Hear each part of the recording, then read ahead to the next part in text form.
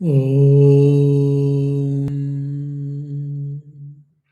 सहनाववतु सहनौ भुनक्तु सह वीर्यङ्करवावहै तेजस्विनावधीतमस्तु मा विद्विषावहै ॐ शान्ति शान्ति शान्तिः.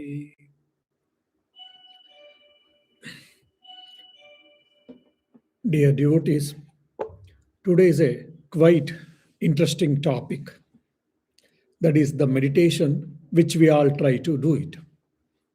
But before going into the main topic or a main subject, probably I will try to refresh the last sutra which we discussed in the last class. Then we will come to the meditation which is done in the heart. So, if you remember the last class, विषयवती वा प्रवृत्तिरुत्पन्नः मनसः स्थितिबन्धिनी निबन्धिनी. So here basically the Patanjali is discussing the different types of meditations. In the sense, different types of meditations means you can take different supports. Like we can meditate on Lord Shiva, so we can take the Shiva Linga as the meditation symbol or a support. So similarly, quite interestingly, in the 35th Sutra, Patanjali is telling that this body, the physical body which all of us we are having, that itself can be taken as an instrument for meditation. So, for an example, in the commentary, the Vyasa states like the tip of the nose. We can meditate and we can concentrate our mind with the open eyes on the tip of the nose. And some of the commentators, they say that if you try to meditate on the tip of the nose, what happens? When we get a good amount of concentration or when we get mastery over the concentration, while meditating on the tip of the nose, you will get a divine smell or supernormal sense of smell. These things are discussed in the Tantra Shastras actually.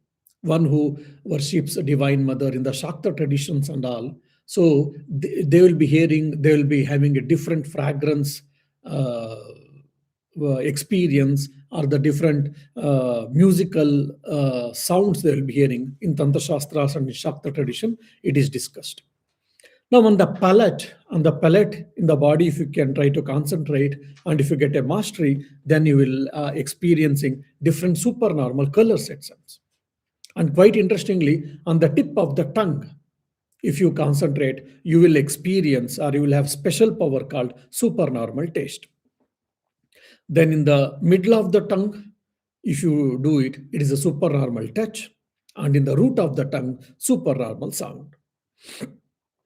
So these are all different, our body parts, the sense organs can be taken as an alambhana, support for the meditation. So in one of the book, the great yogi called Hariharananda Aranya, who was also, I think, belonged to Bihar School of Yoga and from Bengal, he had experiences of all these things because he was the greatest yogi. He had practiced all these Patanjali Yoga meditations, so he had experience of these things. And quite interestingly, if you see, all these practices is not mere theoretical or mere speculation, it is experience based.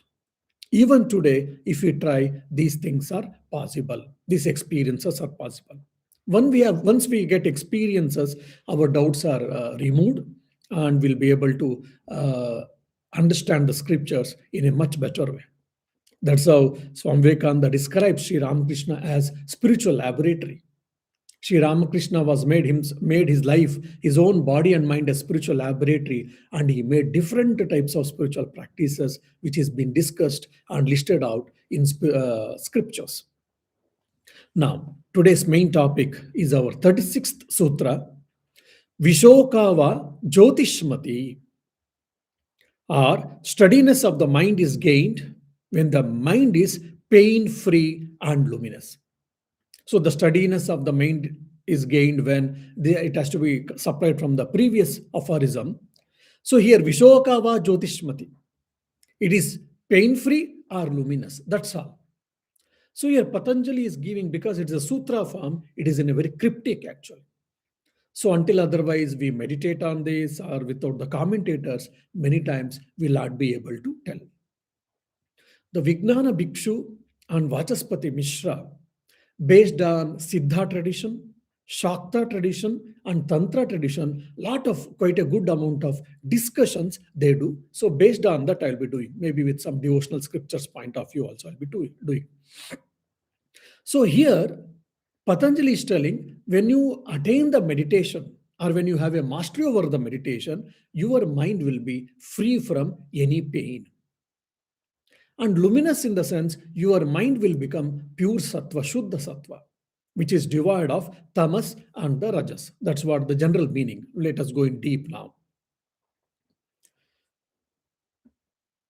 So here basically when the person becomes free from rajas and tamas, that means what? There is no pain for him at all.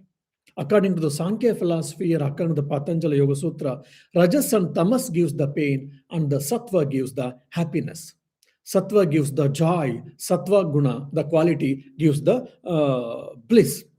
So when a person attains the pure sattva, he will be happiest in the world. It is obvious.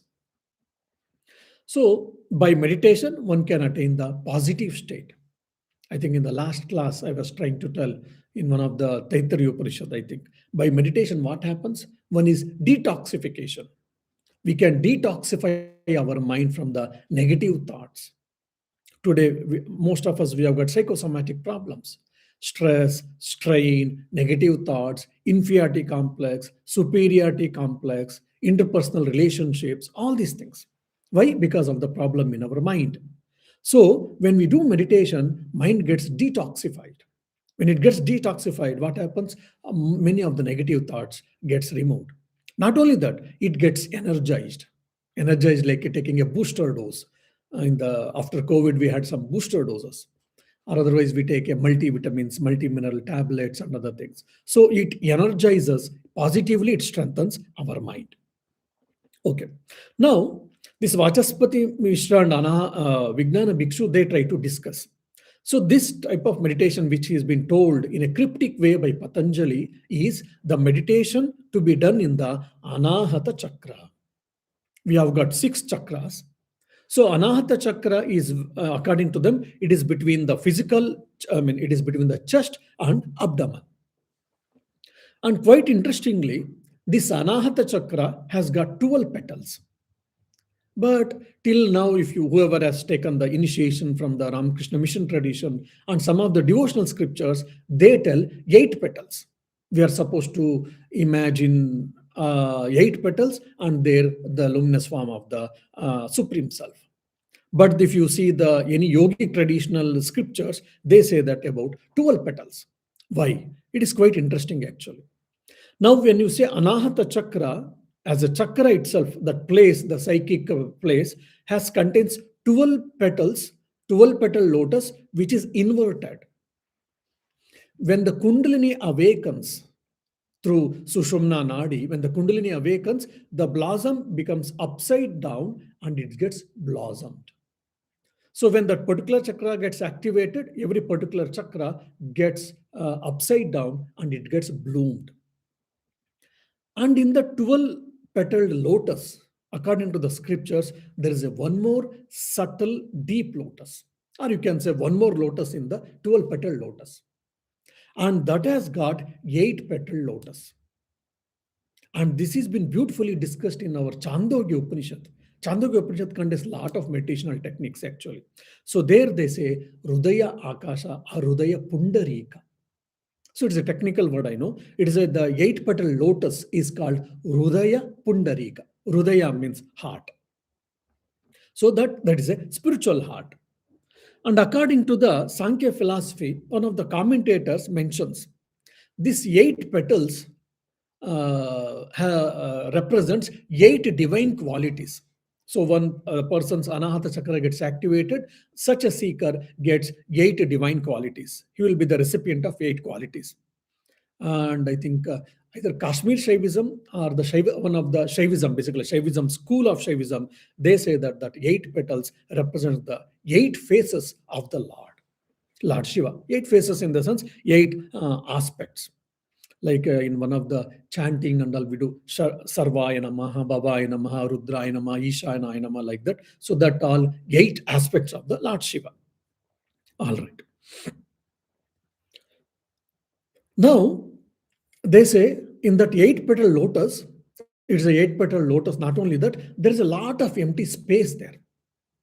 It is empty space, and in the middle of the lotus, there is a sun spear. In the theta meditation, I've taught a few times theta meditation. Whoever knows, they know that. Of course, we do in the outer world, but I think Atma Bindu Upanishad also tells very clearly this. In that eight petal lotus, in the middle of the lotus, there is a sun spear, which again they link to the Omkara there, which represents the Akara actually.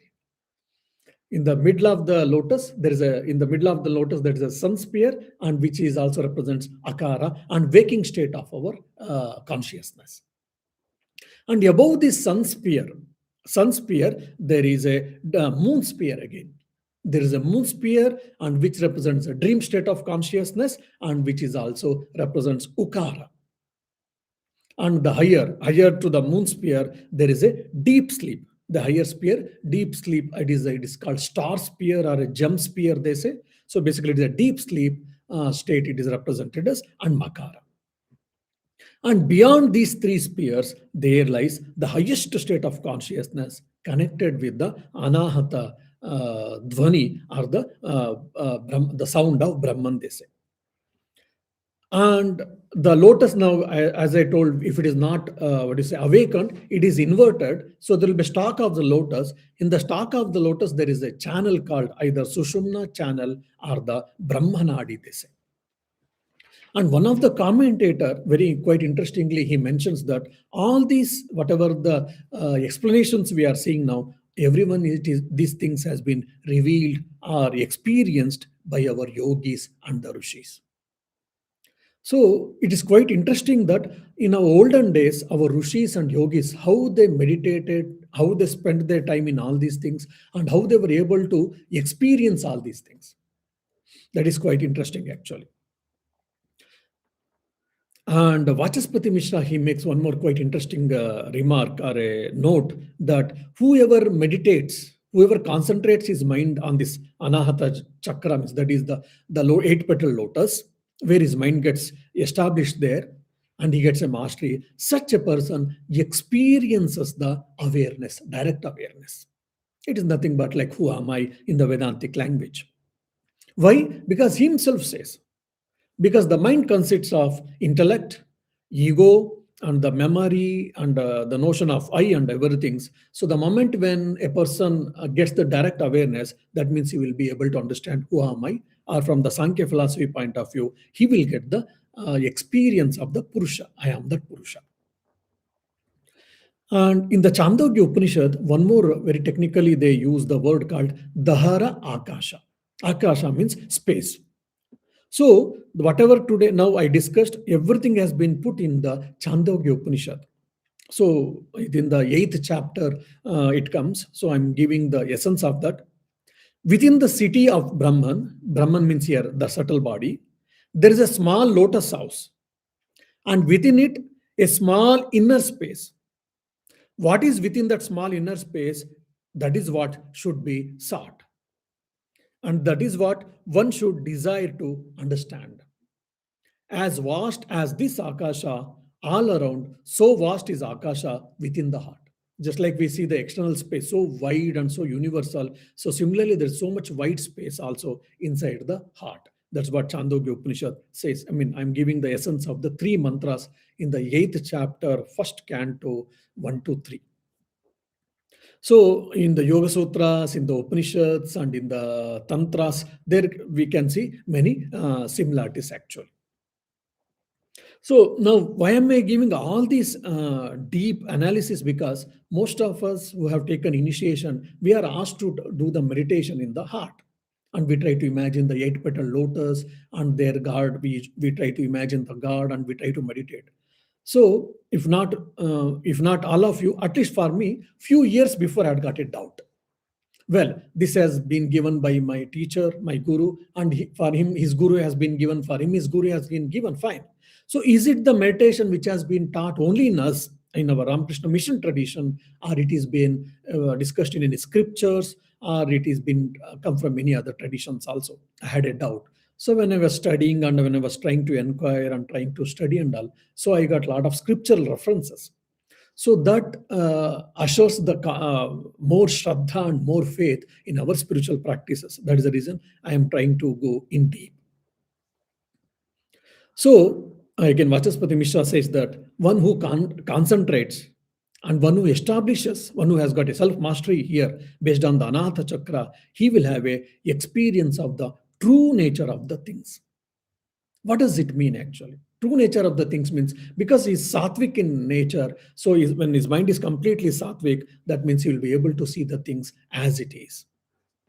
Because pure sattva means pure mind. Pure mind represents here luminosity. That is what here called Jyotishmati. And this is what object focused meditation. Till now, whatever I discussed, it is called object focused meditation. Now I will be discussing the subject focused meditation. Subject focusing on the subject. So who is the subject? If you ask, subject can be taken as two. I will be discussing the subject at two levels. One is I, that is I, that awareness, I am that awareness. The other is God or Supreme Self. Now, quite interestingly, the Vyasa discusses the subject focused meditation in his commentary. When the mind is fixed on this spiritual heart, when he meditates, what happens? He gets experience of asmita. Now, the word of caution here is asmita has got two meanings in Patanjali Yoga Sutra in Sankhya. One is asmita is what one of the klesha, obstacle. The other asmita is the purusha reflected in buddhi. Like in Vedanta, we speak of reflected consciousness. So similar way of understanding the Purusha, the self, when it is reflected in the Buddhi, that notion of individuality is called Asmita. So that Asmita I'm speaking here. So when he has got a self-mastery, he experiences the Asmita. Now Asmita, Asmi means I am, Ta means the state of. So Asmita means I am, the state of I am, just pure awareness or the sense of individuality, which is free from rajas and tamas. So that's the reason that a person becomes calm and he experiences that the unlimited waveless ocean. That is what the commentators says. And one of the, again, either Vyasa or some other commentator says that here he experiences the Atman or Purusha as a atom, as in the size of atom, and he experiences that he is like a waveless, like ocean. And quite interestingly, if you see, for Sankhyan and for Patanjali Yoga Sutra, and Nyaya and Vaisheshika, for all of them, the Atman is like a atom-like structure. So that means for them, it is like an object, like similar to that, I used to say, maybe fine object. The Vedanta only says that we are subject, never the object. Now, Vijnana Bhikshu, he further clarifies Vyasa's commentary. He thinks that probably there can be a misunderstanding, and he says that, okay, when Vyasa says that I amness, the asmita, it is not the function of the ego, or rather reflecting out through the objects. For example, I'm experiencing the table. When I'm experiencing the table, so my Purusha is there, my mind and the sense objects are coming into contact. So here, nothing of the experience of the table, the experience of the things, the experience of unknown body. Here, the mind is refracted actually. But here, it is not so. That is what he gives a very clear explanation. And one more interesting statement he makes here, ego loses the awareness of any object and it will be the awareness of itself. Like I have a table, I'm sitting on the chair, I have got awareness, no doubt. But when I'm sitting in the meditation and concentrating on my spiritual heart, and when I've got a mastery, I will understand I am that pure awareness. That is what called state of asmita samadhi. In the 17th sutra, we were discussing about asmita samadhi. That is what asmita samadhi, Vijnana Bhikshu makes a very clear understanding.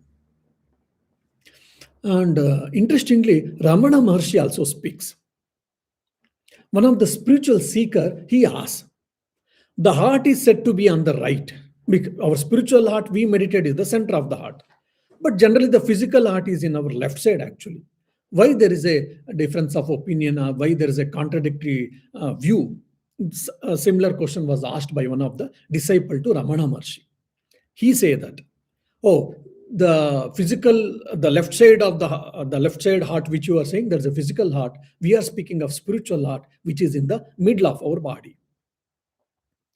And there, if you, that is the center of the dhyana, center of the meditation, there, if you think that, he says like this, a location is, however, given to it only with reference to the body. Where are you? You are in the body and not out of it. Yet, not the whole body. Though you pervade the whole body, still you admit of a center where from all your thoughts start and wherein they subside. Even when the limbs are amputated, you are still there, and with defective senses, you are still there. So, the center of consciousness must be admitted. This is called the heart. Heart is only another name for the self. The doubt arises only when you identify it with something tangible and physical. Heart is no conception, no object for meditation, but it is, as the seat of meditation, the self and self alone. So the heart, he says that it is the synonym for the self and self alone. It is actually, that is what the Ramana Maharshi, quite interestingly, he says. Okay. So now we discussed from the Sankhya point of view, then from the Jnana point of view, we discussed. Now I will try to mention from the devotional angle point of view. It is also quite interesting. One of the in the Tamil Nadu, in the southern part of India, there are 64 Shaiva saints and there are 64 Vaishnava saints. And their literature is quite enormous and very huge, and it is been they are respected very much in the Tamil Nadu.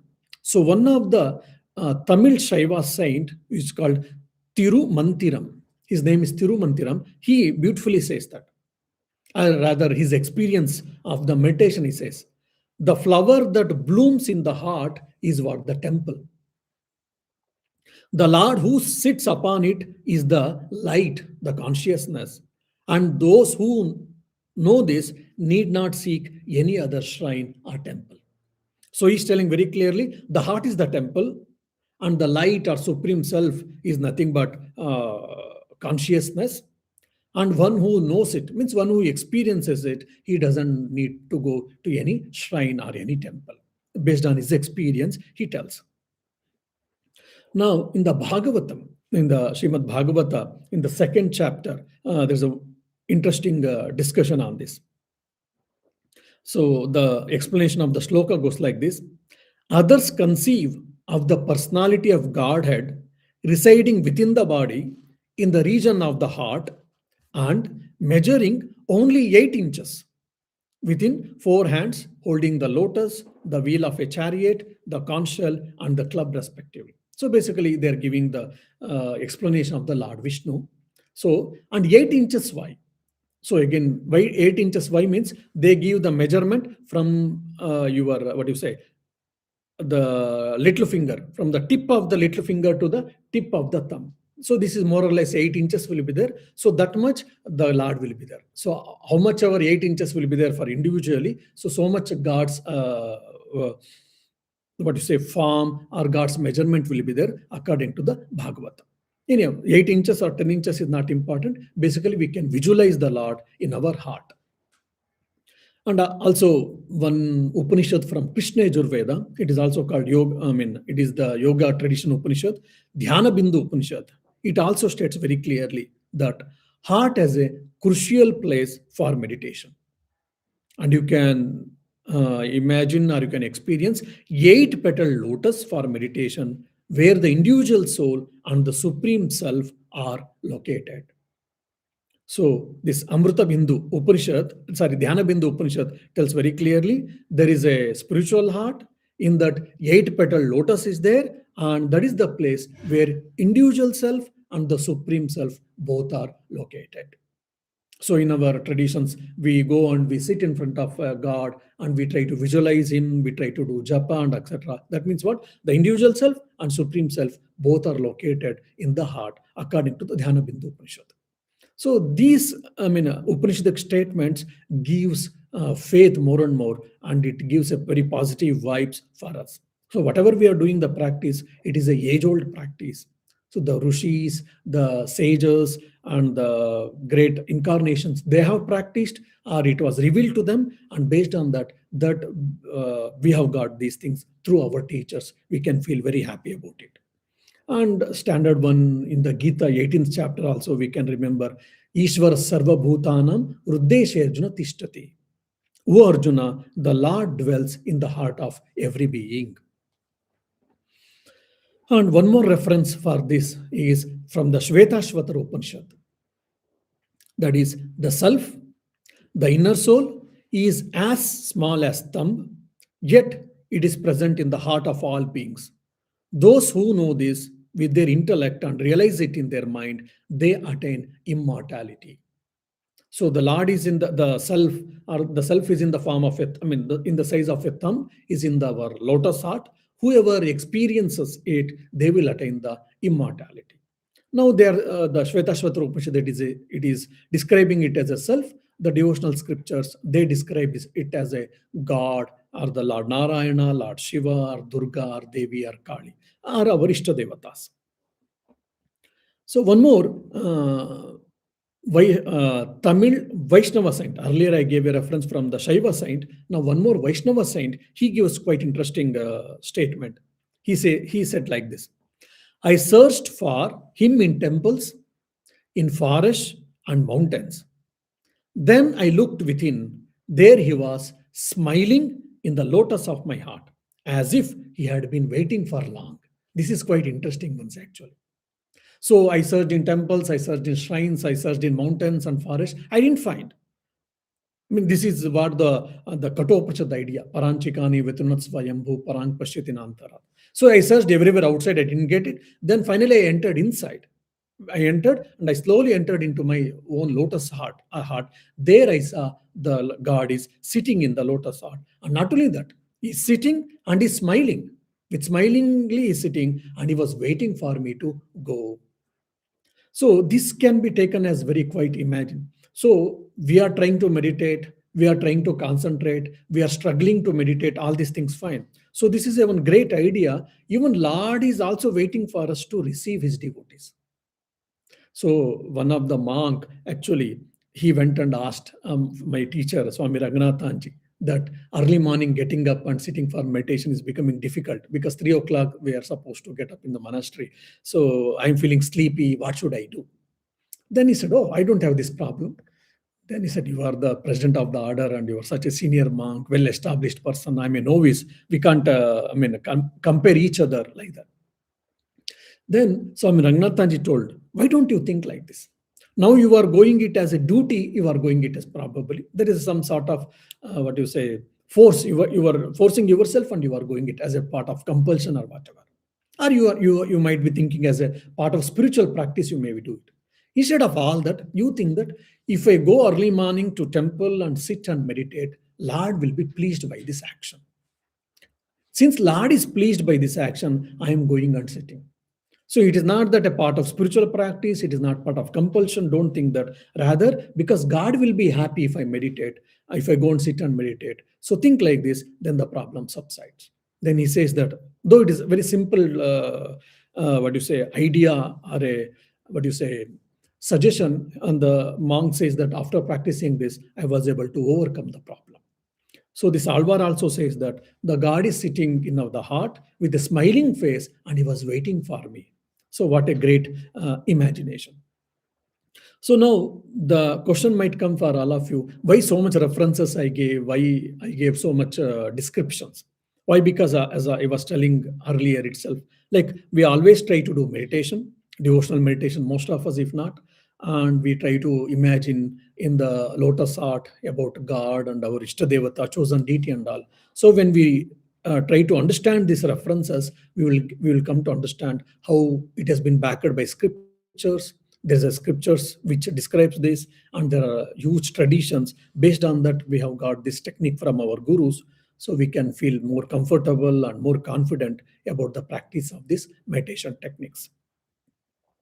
And I think one of the monk also told when I asked this, these all traditions, whatever we have got gurus, this has been taught by Sri Ramakrishna himself, either to Holy Mother Sharda Devi or to some of the apostles of Sri Ramakrishna. So based on that traditions, we have got it. So the incarnation himself has started.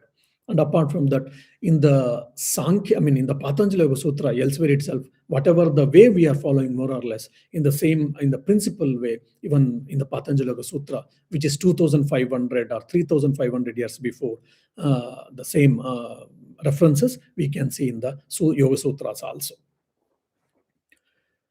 Om Shanti Shanti Shanti. Harihi Om Tat Sat. Shri Ramakrishna Arpanamastu.